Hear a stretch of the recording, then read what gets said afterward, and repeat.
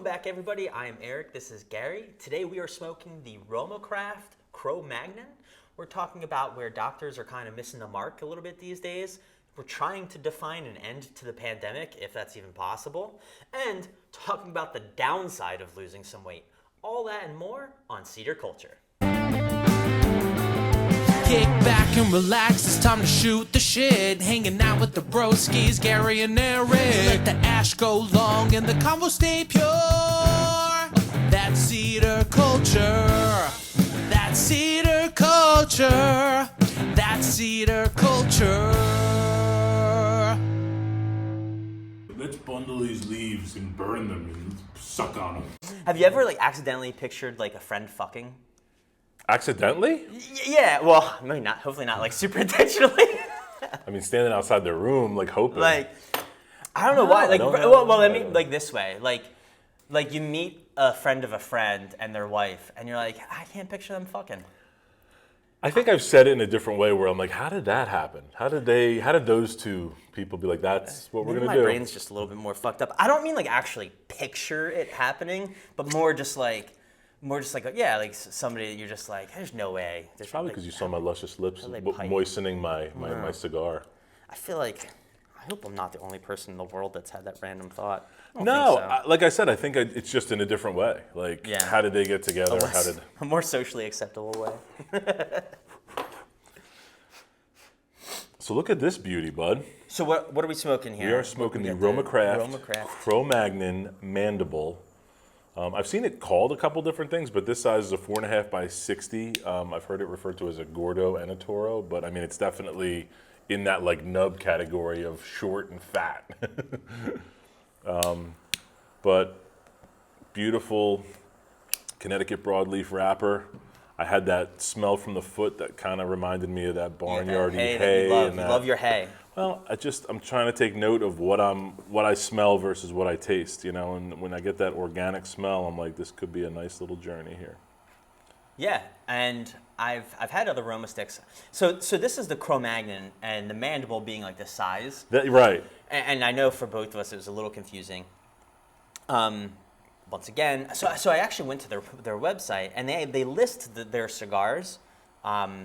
Did you go to their website at all, or? I tried to check it out. So it's a one-page website, essentially. There's not much information on it. It has a list of their cigars with no pictures. And the thing that really throws me off, and you and I were talking about, so we've talked about how some brands, a different name for a cigar might be a different blend, and sometimes it might be a different size. Right. With them, it seems they employ both, which is pretty confusing.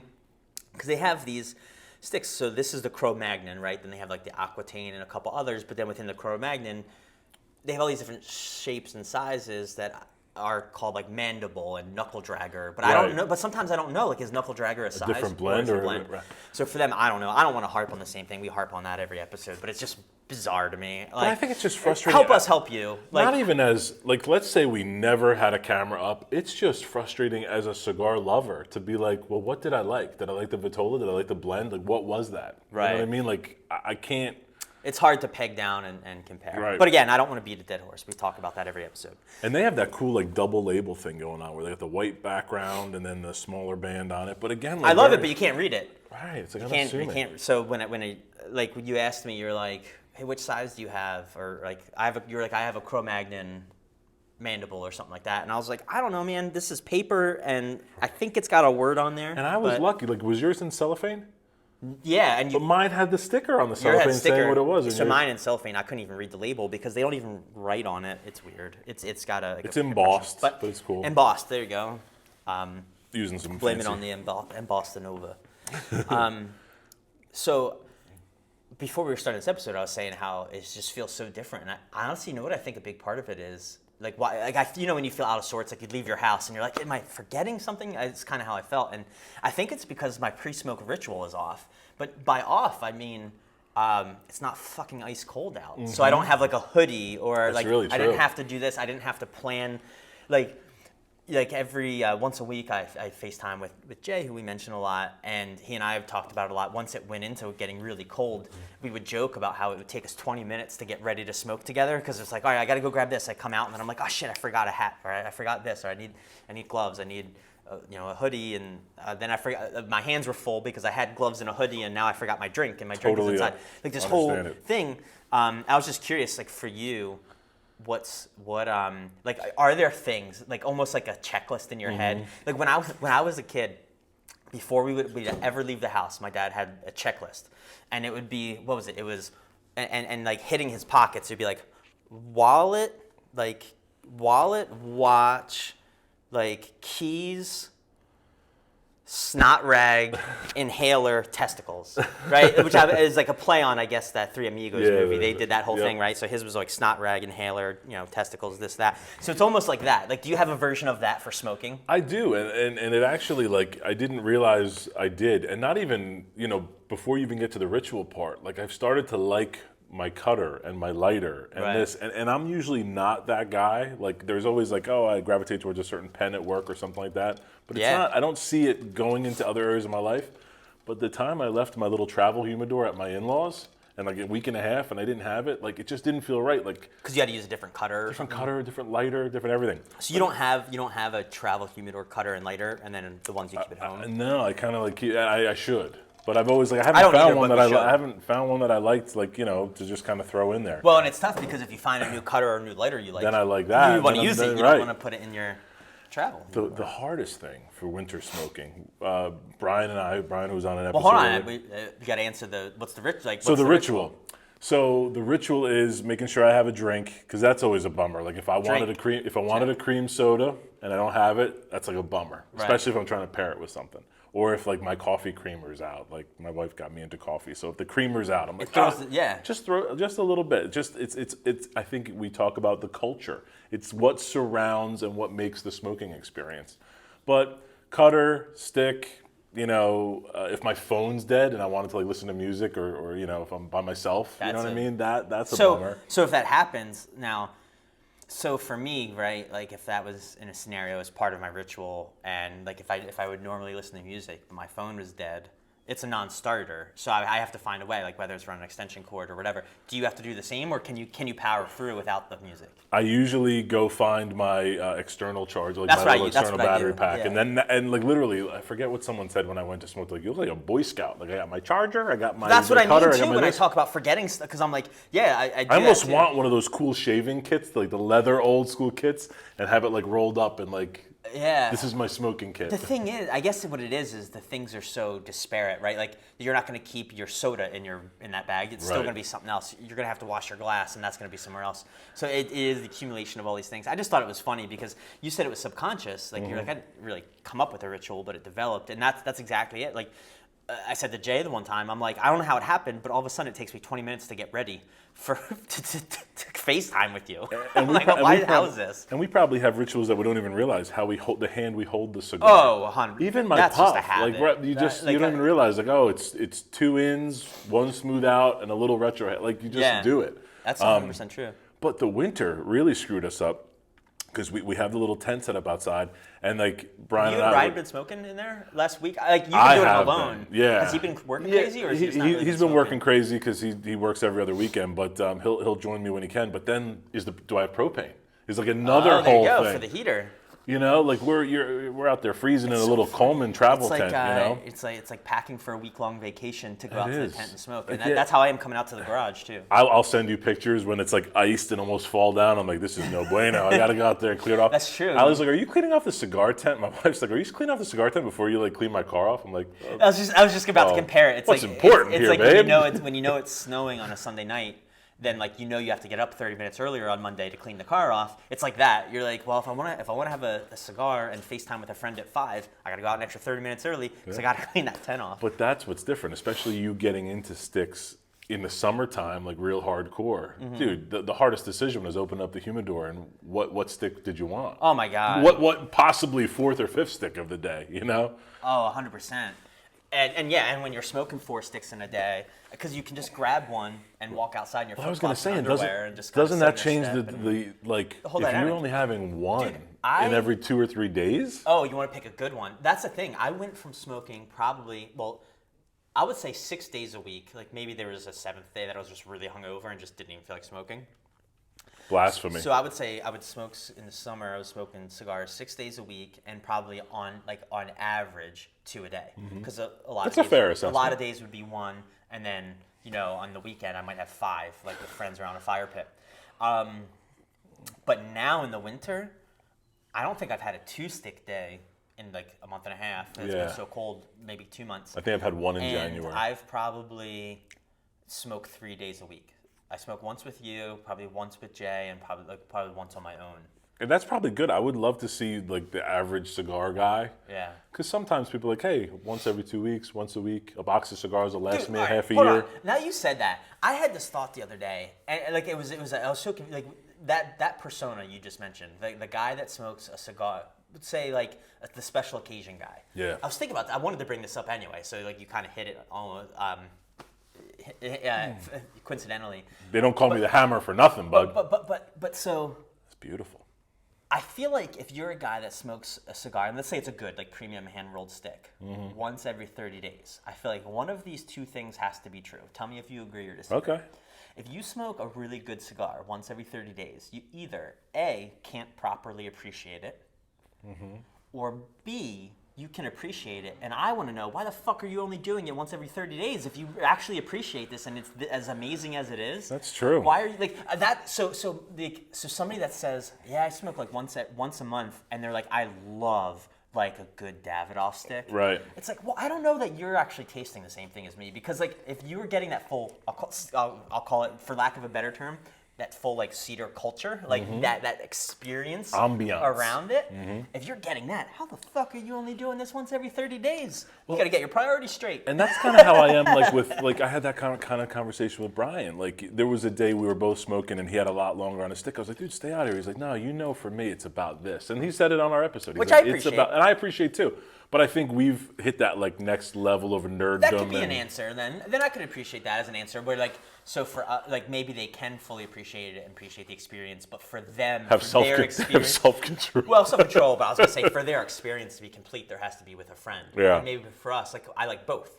I kind of equally look forward to the sticks with you and Jay as I do alone. In fact, for the last couple of weeks. Well, there was a couple weeks where in a row where I only had 2 sticks a week. It was one with you and one with Jay. So you weren't having your solo stick? No, and actually just a couple days ago, I had a solo stick, and my first thought was like, wow, I'm really looking forward to this solo stick. Like, I haven't had a stick alone in a few weeks. Well, isn't that like, I love a road trip with the guys, but I love like yesterday I had like an hour and 15 minutes in the car, and I was kind of dreading it, but like I got to turn up music loud, like cathartic, and just like think about things and mull things over and reflect on them. It's kind of funny, things. like.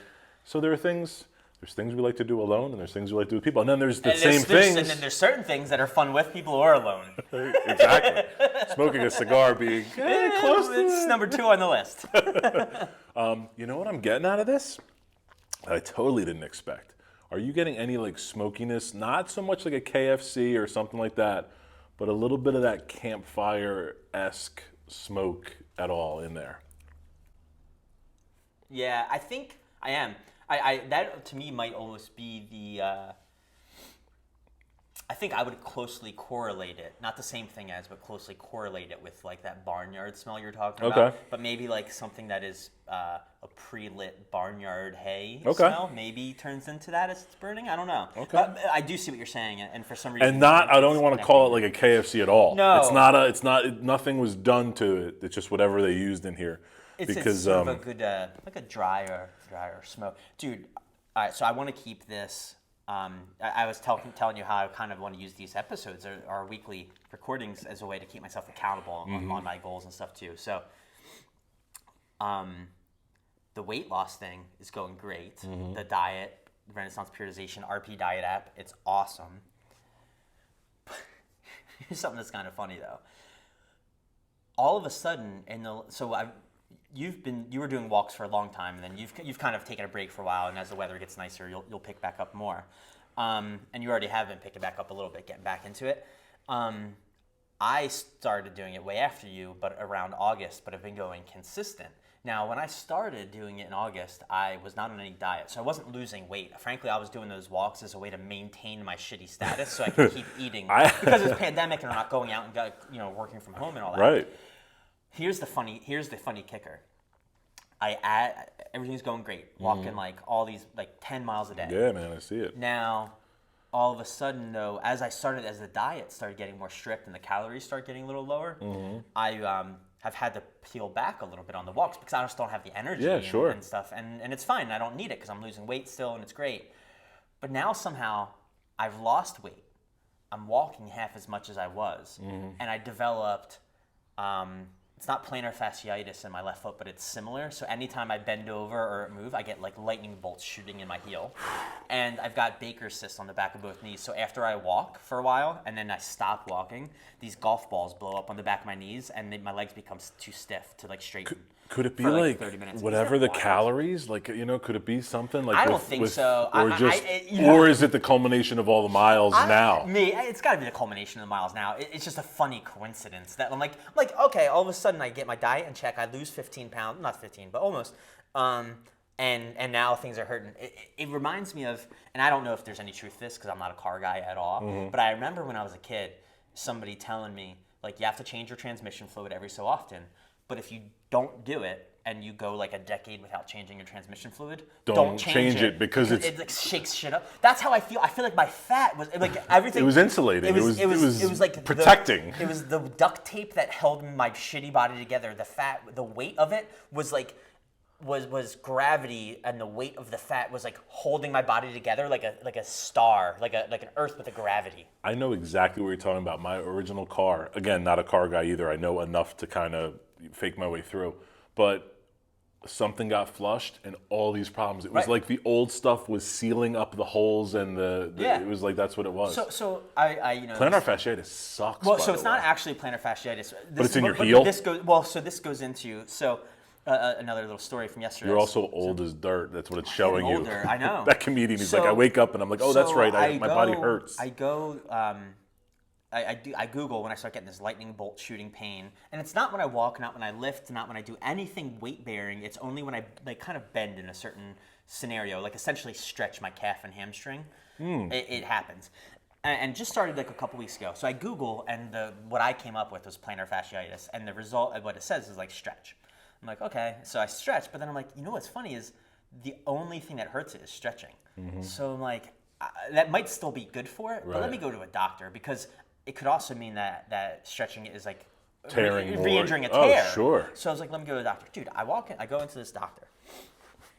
Foot doctor, right? And you know how doctors are these days, and a lot of it's not their fault. It's the way like the insurance companies are. Like they're gonna walk in 5 minutes late for your appointment, and they're gonna try to walk out within 5 minutes. Like they're not gonna try to give you much attention. Well, because he's got to go Google the same website you found whatever your symptoms were. But so she walks in, the foot doctor. She walks in, kind of rudely is like, well, you're gonna have to take your shoe off if you want me to look at anything. I'm like, okay.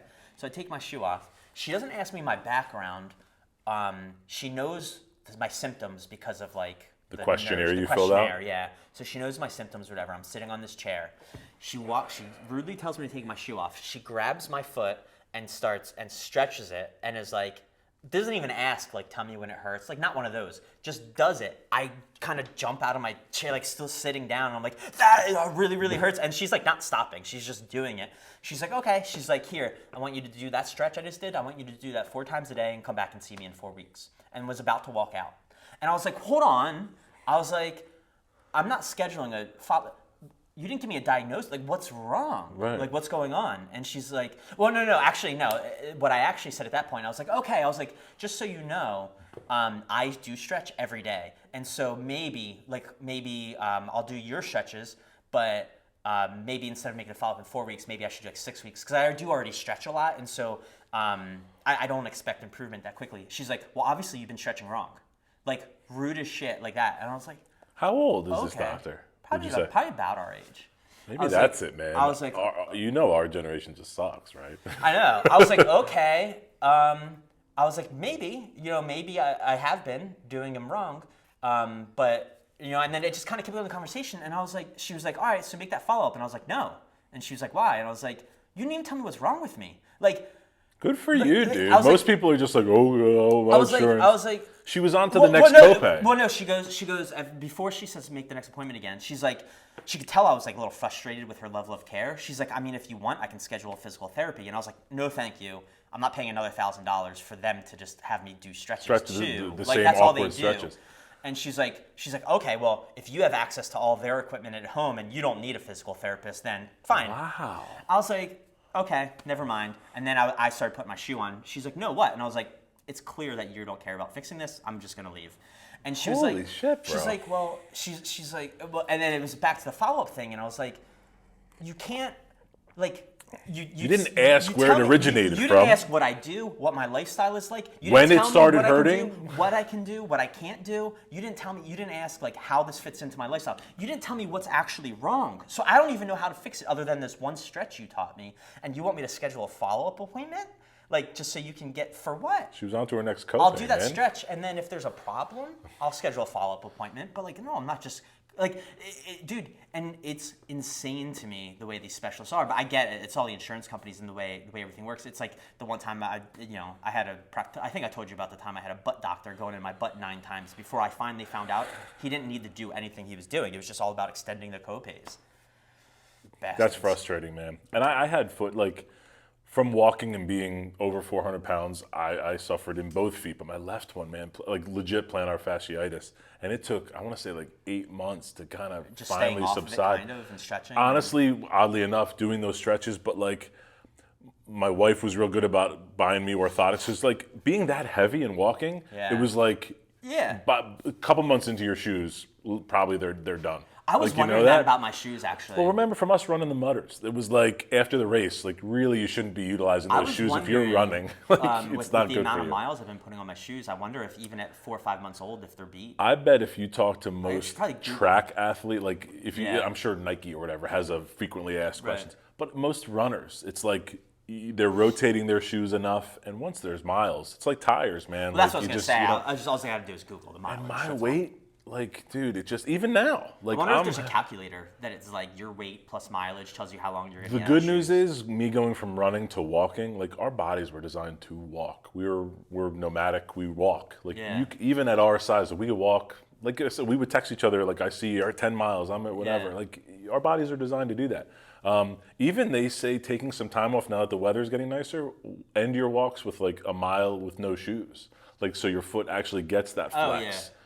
Like things like that. Yeah. Again, I'm not this woman. Yeah, I'm not a I was doctor. gonna say none of that is related to like my actual issue. No, but you know what else worked? That was really good, and this might help.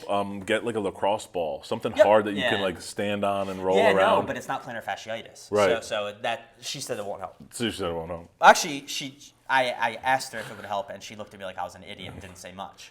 I told her, I was like, so this is. I think it's all trial and error. I was anyway. like, the morning stretches are really tough because I'm really extra tight, and I was like, so what I've been doing is.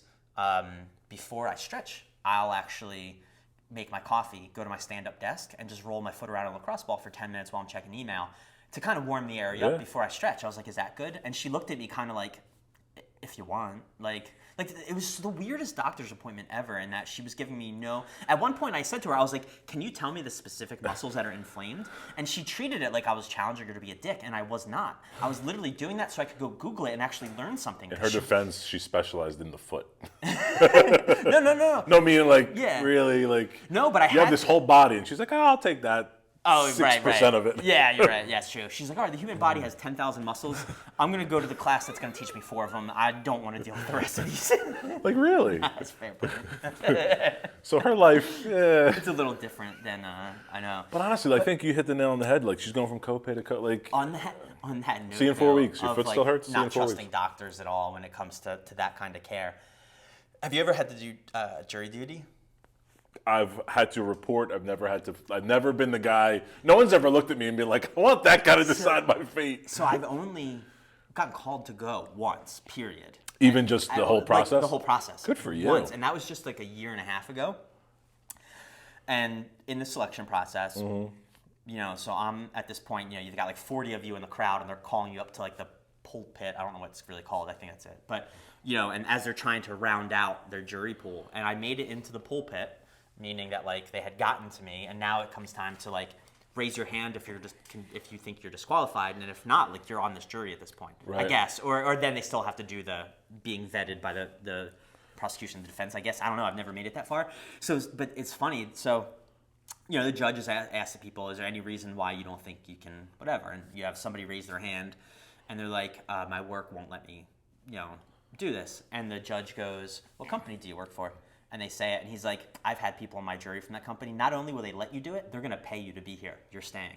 Like the judge was being that fucking critical over and over and over again. They gotta hear. They gotta hear the craziest They have to, stuff. because everybody's trying to get out of it. So I finally get, you know, raise my hand, and it gets to me, and he's like, "Is there any reason why you don't think, you know, whatever?" Now the case was medical malpractice. The prosecutor or whatever, or the accuser, I don't know, because it's a civil case. I don't know what it's called.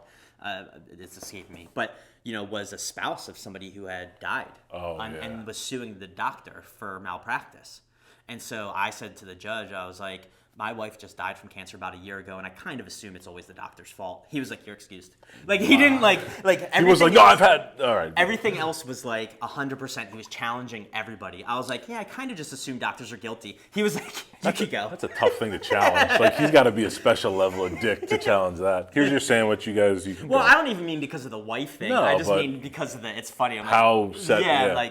like I'm gonna assume it's the doctor's fault. And he's like, "You can go." That would be a great website. Like, things I've done to get out of jury duty. So things I've said, I believe. That is funny. But so what I realized is that, well, because even after, I think what happened is the judge probably knew that if he didn't dismiss me, the defense would. Like, so he's probably like, "All right, just go." Which makes his life harder. I think that's the ticket. I think the ticket is like, don't use Personal. Don't use the big excuses. No, not personal necessarily. Maybe, but like, don't use the big excuses that everybody uses that the judge will hate. Use an excuse that the defense or the prosecution will hate. there like, you go. use something that makes you just biased. Like, so don't be like, "Oh, my kid's sick." Don't be like, "Oh, I have to go to work. I got to provide for my..." No, make a certain bias so that like you're eligible, but they just won't pick you. I think that's your way out. I wish I could remember more specifically, but the one time I was, mine's Camden County, so going into like Camden, New Jersey for like jury duty, Yeah, it's that's where like mine is, kind of too. fun. Oh yeah, You're you in got, Camden County too? Wow. yeah, that's big, weird because huge county. Well, it's huge, but what's funny is, yeah, like it's a pretty straight shot from my house to your house down Route 70, but we passed through another county. We passed through Burlington County, so I guess the county loops. It like horseshoes or must. Kidney Bean County. But kidney beans. But I remember some guy was like, "This is the bumper sticker I have in my car," and like someone from the court had to like go verify it, and then he was excused because of a bumper sticker he had. Because it introduced a bias of some kind. Oh, it was definitely like honk if you hate police officers or something like that. See, there you go. But like, that's perfect. You got to So- have 75 bumper stickers. Like, Well, I don't know. Just plaster my thing. I guess if you have a imagine- bumper sticker that just says like, I hate all "Women are always wrong." You're like, at least you've got like 51% of the Oh, there population you go. that like That's you a good- can't serve jury for. But then I you don't have know if you want to drive around. I was going to with say that that you have to live with that sticker on your car for. Oh man, I hope I get jury duty this month. My car is getting keyed a lot. That's hilarious. Oh man, but it's crazy. So back on the weight thing real quick. So I was joking about how like it feels like my body's falling apart now that I don't have all the fat to hold me together. Like I like that you called it the duct tape. That's a great saying. Yeah, or Fat's the duct tape that holds my body together. right? But the other thing that sucks is that, you know, when I started this journey, I was like, I think I'll look pretty good if I lose 20 pounds. And now I've lost like 11, and I'm like, I think I'll look good if I lose about 30 more pounds, which would be obviously 41 off of the original. Right. So I feel like, have you ever felt that way? Like the more I lose, All the time. I look in the mirror, and you know what it is too? Not only was the fat, the like glue and that held my body together, but it kind of filled me out in a way. Like I've noticed as I've lost weight, my muscles have gotten harder and my fat has gotten softer. And so it like hangs off me differently. 100%. And I think that's why. I feel the need to lose more weight, because I'm like, okay, now I can see like the stone underneath the gook. But like now I can see the gook. Whereas before it was all one thing. It was one big like it was an unidentifiable mass. Like it was you know, before it was like, okay, taking a balloon and put a marble in it and fill it with water. It's a big, firm water balloon. Right. But once you start draining the water out of that, it's loose and saggy, and you can feel the hard marble, but it's not defined. Yeah. That's what I'm like. I'm like a deflated water Don't balloon use with a this for marble. your dating profile. Deflated marble. Like, describe yourself. But you know what I attribute this to? I've actually had that thought too, where I'm like, do I need to curb what I say on episodes because of like a girl I mentioned this to? No, That's funny. like, oh, he describes himself as a water balloon Well, with let's a marble. like to play it out, like in the most absurd scenario, right? Right. Let's say this episode goes live tomorrow. I meet a girl online. I mention cedar culture, and before our first date, she watches this, and she's like, maybe those pictures were not accurate. Maybe he's a bag of mashed potatoes with a marble in the middle. Not only do I have to fake a jury duty, now I got to make up an excuse to not go on a date with this guy. I am biased against bags of mashed potatoes, so I cannot date Eric. You ever do something to your house and then you're like, man, now this looks like garbage? I remember we got our roof redone.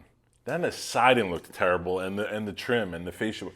It's like when you power wash something. You're like, oh man, the sidewalk's clean, and you're like, oh, now my steps look terrible. So, now that, dude, the answer is yes. And we've gotten 40 years of yuck into our lives now. So when we're in our 20s, like, hey, you still got your muscles, and I could eat whatever I want and feel good. Yeah. Like, dude, we got 40 years of life under our belts. So that's where the mashed potatoes and SAG come from. I was thinking we this earned too. this body, bud. We earned this shit. As I was taking a shower right before we shot, and I'm putting some like beard stuff in, trying to make my beard look good. And I literally thought to myself, I'm like, man, for a couple of dudes who let themselves go for 20 years, me and Gary like really care about how we look. Like, you know what I mean? Like for as much as we care about how we look, it doesn't make sense that we let ourselves go so bad for like 20 years of our life. My wife will always be like, I love your, how does she say 15 years of our life. She's like, you have this great self-image. Because I'm like, oh, wow, look at this guy I graduated. I look better than him, right? Like, just this weird self-image. She's like, you may have, like, more hair than his, but she's like, your beard's gray. Like, you you lost weight, but you're still in this I'll never forget, terrible... I'll never forget coming home from on leave one time. So, like, still super young. And, it's definitely fun coming back on leave when you're a Marine. And... you're still in shape, and then all this, like the athletes from high school that didn't actually go play sports in college, they're all fat now. Mm-hmm. But I do remember, even when I was a Marine, I wasn't shredded, And I remember like going out. It's a Thanksgiving Eve kind of thing. I'm out with some friends from high school, back home on leave, and on the drive home, I'm saying to one of the girls, I'm like, man, so and so really got fat. He looks like shit. And the girl's like, you think you look that good? Or something like that. Like, I forget what she said. I was like, oh. Allie and I had the same conversation about like us being parents. And we were like, we were amazing parents before we had kids. Right, yeah. Like, you just think, you're like, well, I'm going to figure it out and I'm going to do it. We did a whole episode on that, remember? Yeah, they're not going to have tablet time. It's like, just go watch this and give me like 17 minutes a piece. I'm sure, I know. But it's funny, but it is funny that when you start to work on your body, you realize, like, wow. Because to us now, we're at an age where it's not just, I could spend a couple weeks in the gym and start to feel that. Now it's like, we really got to have our diet in check. Yeah. Not to mention our long-term health. Like, now it's like our heart, that's the our big thing. brain. Like, I'm on blood pressure meds now, and like those kind of things. Yeah, so you start thinking about that. Like, even so the what was it, $50 copay I paid where I left with one stretch. So now I know how to do one stretch. That's a $50 it's stretch. It's a $50 stretch. I'm doing the stretch. You could sell that stretch to other people for $10 a piece now. The funny thing is, I've been doing the stretch for a whole day and a half now, and I'm like, man, it does feel a little bit better. I'm like... Are you doing it correctly? I'm doing it correctly now. It's just funny because... You got to go back to her and be like, you were No, because I never said the stretch wouldn't work. I know, I just wanted to know what was wrong also. Like, you. So now I have a solution to a mystery problem. But what's funny is... Yeah, that is weird, because like if you hired a plumber... Right. And you were like, hey, there's water all over the base of my sink, and he just went and was like, do this every day. You're like, yeah, but where's it? Like, or if he came back and turn this nozzle twice every day. Or if he came back and said, hey, you need a new water heater. It's going to cost you $3,000. Do you want to do it? Like, you would say, well, what's wrong with the existing one? Right. And so all I was trying to learn from her was like, she taught me one stretch, and surely I know there's a few other things I could be doing to help myself. That's it. So I was trying to learn the problem so I could like what else can I do? And I literally said to her, I gave her examples. I was like, maybe you could teach me what's wrong. And I'm like sitting here pointing at my ankle. I'm like, maybe you can teach me what's wrong there. So, and if I know that then also stretching like my hamstring will help, I'll do that too. I'm like, but I need you to tell me what's wrong. I literally am saying that to her. And that's a good point, because just because the pain's there, like I talk about, like, and it's that's if you not have where back the pain, problem is. it's really not your back. It could be like your hip displacement, your knees, and exactly. everything. And so I know enough to know that the problem isn't where the pain is. I know my body, and I said, I'm like, that's I know the reaction. That's just reaction, right? that's the. And that's why the stretch she gave me is a calf stretch, right? It's 8 inches upstream, but Right. it's going to help down there. I get that concept. So I was trying to ask her, like, even like stretching my lower back, stretching my butt cheeks, like, will that actually all help? And what I kind of concluded Always comes down to your butt. And not to mention, when we talk about losing weight and like letting ourselves go, like, for all the sins we've committed to our body, she's committed a few more. And she's sitting there telling me, like, trying to teach me a stretch. Her I'm like, life has been the on, foot lady. for the last 25 If you got to know me a little bit and learned about my life, you would know. Yeah.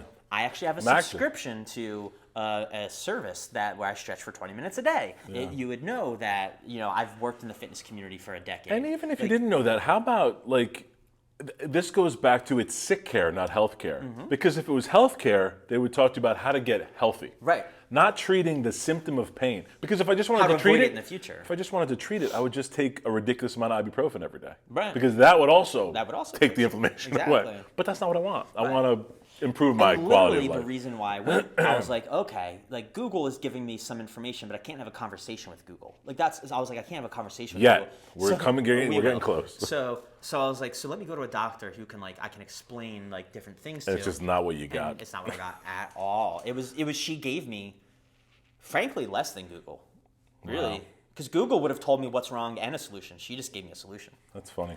Anyway. Especially medical, like I said, it goes down to healthcare. We haven't talked about the stick at all since we lit it up, so now it's super open.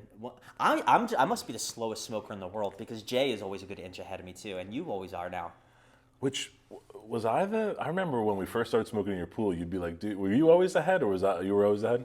For like a month, and then we switched, and then we've been this ever since. I'm so just slow now. I like it. I love it. It's smoky. It's got some sweetness. Not our normal smoke, I don't think, right? No, definitely not. I mean, not like what we normally. It's got the Maduro wrapper. What I think is different about this one, when I look at other sticks, this has a Cameroon binder, and Cameroon is usually like the little I know used more as a wrapper, getting that sweetness off. So it's almost like that little underlying sweetness I think is coming out of the binder. I get that. I would actually. That makes sense, and I would. I don't know how to describe it, but like a sweet leather, like I kind of get in there. I think in that world. Yeah, I even get like in a weird way, not even a dried fruit, but almost like a raisiny, plummy type. That fruitcake. There you go. Back to that fruitcake. But this was the number 15 cigar, 2016. It's got 93s. I mean, it's a good stick. And you know what I like? The price point. Right. It's like an $8 or $9 stick. I mean, it's not like crazy, like for a boutique-ish stick. Yeah, and you know what's interesting is that when I first learned about RoMa and their sticks, obviously it was new to me, but then I felt like all of a sudden, now that I know about it, I notice it in a lot of brick and mortars too. It's pretty accessible. It's got a cool box. It's got the skulls on it. So I'm not sure like how boutique it is at this point. Right. Now that it's in like a lot of brick and mortars, right. At least around here, because regionally, who knows? You might go to one state over and never heard of it. So I can't say nationally that it's in all of brick and mortars, but. You know how they got the name RoMa, like why it's RoMa Craft? No. The two guys are Mike Rosales and Skip Martin. So Rosales and Martin, RoMa. I was like, that's something goofy we would have done. Yeah. Also, that's like Benifer. Well, that's how we got my son's middle name. Our final son, we couldn't decide, and then we realized, Allie and I, that we didn't name the kids after either of us. Mm-hmm. And I was like, what about Garrison?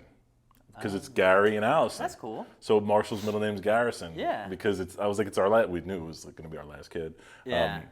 So we did that. But going back to this guy's name, Skip Martin. I love that name. It sounds like a game show host from like the 60s and 70s. So it sounds like a fake name almost too. So, right. If someone applied for a job, their name was Skip Martin, you'd be like, all right, witness protection. So funny enough, one time in high school, one of my friends, still like in my core group of best friends, his parents were divorced, and one lived. They both lived in the same neighborhood, like a couple blocks from each other, and the parents still had a great relationship too.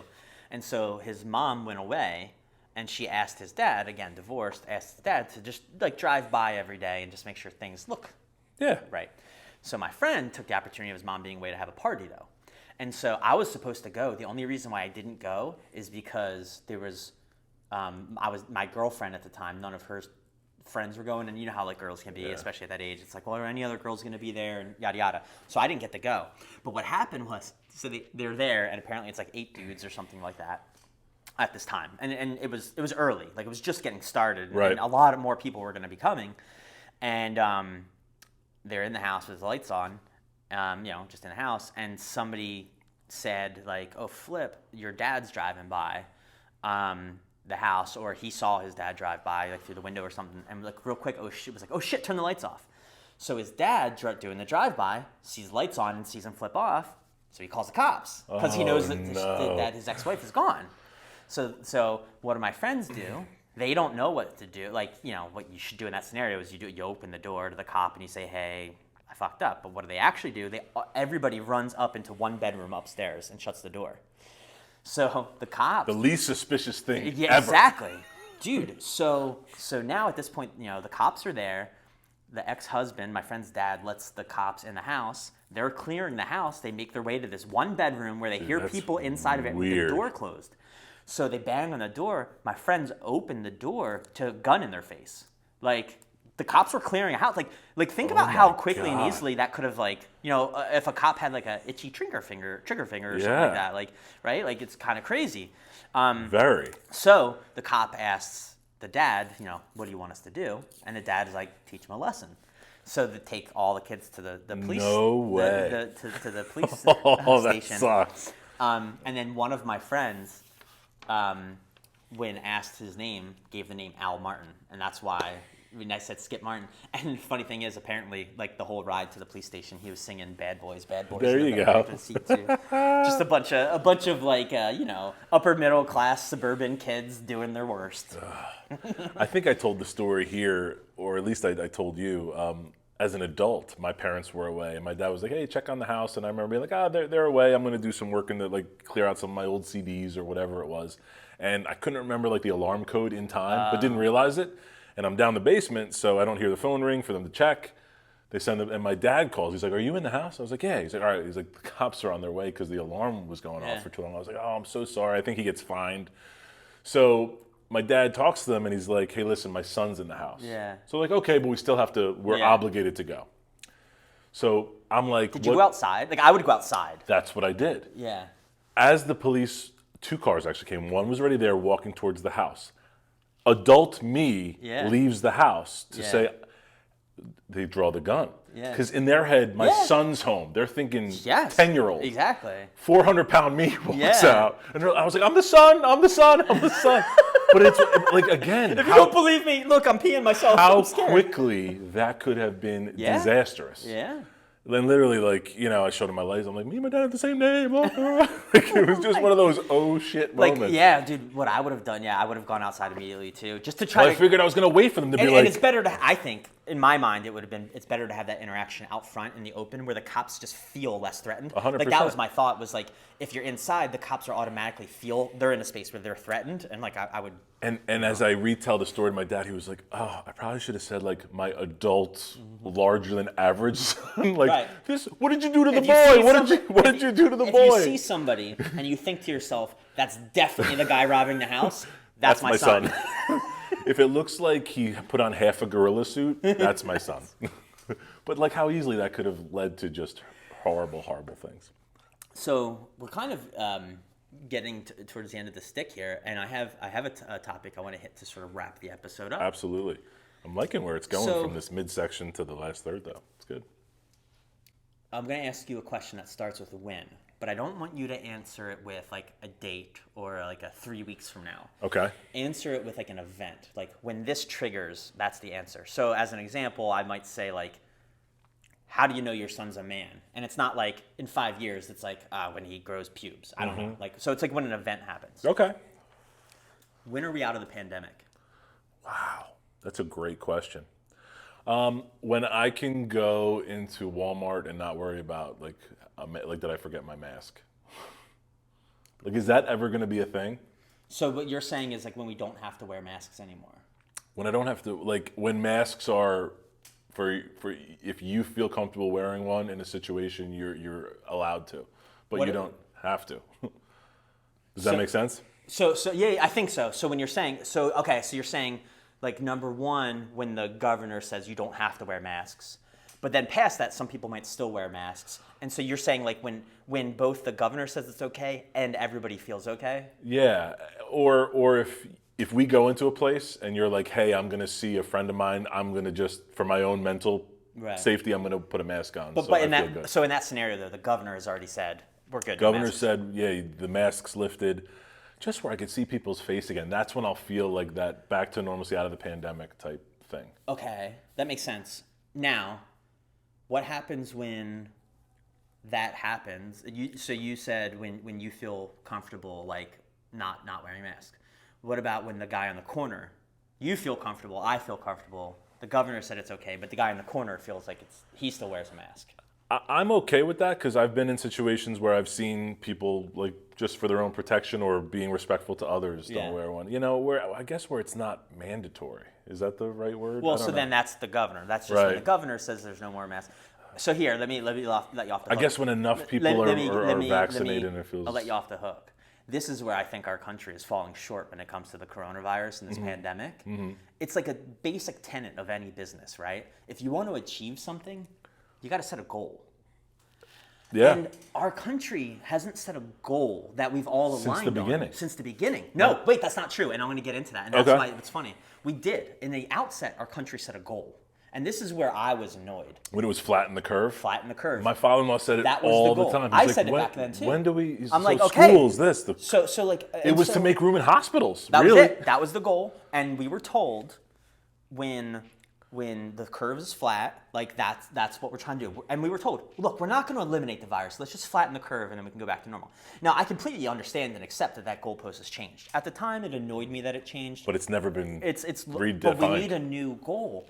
Because I realized that the other day, I was thinking to myself, I'm like, first off, do we even all agree on the definition of pandemic? I don't know that we do. Because I don't know. I don't know if there is there a national. Is it when? So here's my first question. Like, if you want to solve a problem, I think you have to define the problem, right? And so we all have been going around saying there's a pandemic, but do we all have the same definition? So like to you, pandemic might be that like there's just a certain prevalence that of the virus that even requires a vaccine. And so by your definition, we may have been in a flu pandemic for the last 60 years, but that's okay. The word pandemic maybe doesn't scare you.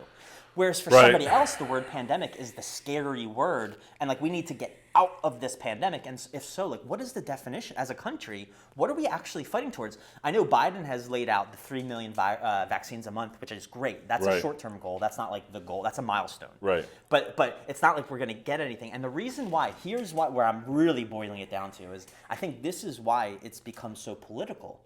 Because people on the right have an inherent fear that the government is getting too in our business. Right. And so when they will tell us to wear masks, there's a lot of people on the right that are like, dude, you're dipping your hand in my cookie jar, you know? But I think I'm sort of just proposing. I think their real fear is like they don't know when it's going to end. And if you don't know when it's going to end, you fear that it never does end. And you fear that the government's never going to get their hand out of your cookie jar. And so I really think a big part of bringing the country together on like getting through the rest of this is to define the enemy. Number one, know thy enemy, right? And then number two, define what it takes to beat the enemy. I think as long as we are not doing that, we will never like align the country because there's nothing to align on. That definition. Yeah, especially like you're talking about like a national sample, even a state sample. Like I'll go even we'll funnel that down a little bit. Our local school where my kids attend, like there's never a when this happens we're safe to go back. You know what I mean? It's, right. And if there's no, and it's the same thing when I worked in my last company. We would do experiments like sales experiments or marketing experiments or customer service. You're like, let's start doing this. Now, when we do this, it's going to cost us money. Right. But before the experiment starts, we have to define success. Because if not, what happens is in the moment, you make an emotional decision, not a logical decision. So what keeps happening, I think, with the coronavirus stuff is we get to something that some of us think is success, some of us don't, because it's not success isn't defined. And so when we get there, you get people who are like, guys, we're at the level of success. What the fuck? And then you have other people who are like, wait, I never agree. That's not the level. No, this is a milestone. This isn't success. Mm-hmm. So like, and what happens? I'll use that business example. Let's say it's a marketing experiment. The marketing, it's going to cost you $5,000. I don't know. And so you define. You're like, all right, I want to see more than $5,000 in attributable revenue to this. If that happens, this marketing effort is success. Mm-hmm. And then what happens is, but let's say you don't define that. You just say, I'm going to go try this. $5,000, not that much money. I'm going to go try it. And what happens is you get a result, and that result is you made $3,500 back. And in that moment, you're saying to yourself, well, we didn't get all $5,000 back, but we got most of it back, and we did get a lot of exposure. And well, this happened too. You start to put emotional you start things justifying in. it. You justify it. Whereas in the beginning, if you define yes or no, it's binary. It's yes or no, on or off. If we either make this much back or we don't, that's success or failure. If you define that ahead of time, then in the moment, you know it when you see it. And it's so scattered. I remember watching a couple weeks ago when the news talked about Pennsylvania accidentally giving shot 2 in place of shot 1. The spokesperson, it was a doctor, a medical professional. They were the state of Pennsylvania coronavirus spokesperson. I was like, that's a thing? Like, I don't even know that's a thing. So like, there's just all these parties in play that, again, that's great, but there's no, what does that mean, and what's the end result for that? I will say, with the administration change, I think it's abundantly clear, right? The previous administration didn't put as much emphasis on helping the states, and the new administration does, and that's great. And so I love that we're getting some goals out there, like the 3 million vaccines a month. Right. That's great and imperative, and it's something we have that we didn't have before. So it's great. It's progress. I just think even the current administration needs to take it that one step further and start to give guidance on when we're out of it. Otherwise, we'll never know it when we see it. And my real fear is, we'll never know it when we see it, and we'll just never know it. And here we'll be here a year later still wearing masks because we're just not sure. Right, because we never define. And don't leave it up to the businesses at this point. At this point, right. I was all about leaving it up to the businesses in the beginning, and I'm not saying that's the right answer, but at the time, that's how I felt. Right now, I feel like it's too late. It's the same thing as, how when we put a military presence like in Iraq. Right, but you need to know when will they leave. Well, not only when they leave, you actually create a problem in that, now it has to be a strategic exit. You can't just pull out, right? Because hey, we changed your infrastructure and government, right, see you later. Then what happens is you ultimately have done more harm to them than good, because they still have all this disarray and they're more fragile than they were. And so that's how I feel about the businesses. I think in the beginning, more should have been left up to businesses, but now that it hasn't, you can't just leave it up to business. You can't leave it up to the small business owner to decide yay or nay on the masks, because it'll be too incongruent across businesses, and you'll have a portion of the population that thinks you don't require masks, so your business sucks. Then you'll have another if you do require masks as a business, you'll have a portion of the population that boycotts at you because they don't like masks. You have to leave it. You're going to harm so many businesses. It has to be a government decision. And it goes back to what you said. They will be making emotional decisions, not strategic decisions, because they'll go, well, it doesn't matter my personal beliefs. The business is failing. We need to open it up to no So they're not making the decision for the end result. Exactly. They're making the decision on what's best for them. For them right now, because they've just gone a year with no revenue. Because they're in survival mode. Yeah. What I keep saying at work, at home, need a lot more from the top. We're all surviving a pandemic. We will be in the history books, not us, maybe. But future generations will read about this time, just like we read about the Great Depression. How did they navigate that? In a weird way, and we've hit on this before too, but when we were kids reading about Vietnam, it's not that much different than right now kids are reading about 9/11. It's not that far off in terms of. That's probably exactly the same thing of almost, when we were in terms of years and timelines. It's just it is wild. But anyway, I really wanted to get that off my chest in terms of in case in case old Sleepy Joe watches the Senior Culture podcast. I want him to know your work's not done yet. We need one more big goal. Do you have a self-reflection on when you feel is there an event that you would go, this is when it would be over for you? Personally, Right. not. Yeah. Is there a personal watermark that you would like to see that you would feel like, oh wow, especially as someone who's going through the Yeah. process to get vaccinated and all that? I do think that oh wow time that would be when when not just state by state, but from a federal level, we've been cleared to like no masks, and then each state has done it. Schools would be a little bit out of my personal purview, Right? But my guess is it comes along with the other things too. Like if these other things that do matter to me happen, then schools will be back probably. But that's an argument now. I can go to Walmart, but my kids can't go to school. Like, I can go eat at a restaurant. Like I think about that all the time. Like I'm not masked. I'm ordering food.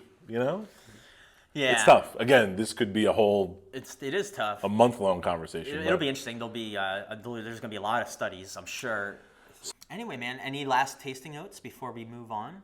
No, man. Just the final third. It's consistent. It's smoky. It's sweet. It's good. It makes me want to try. Like I know we have a couple other labels in our personal. Yeah, I have another one with from them, this. like a Bacchus, it's called.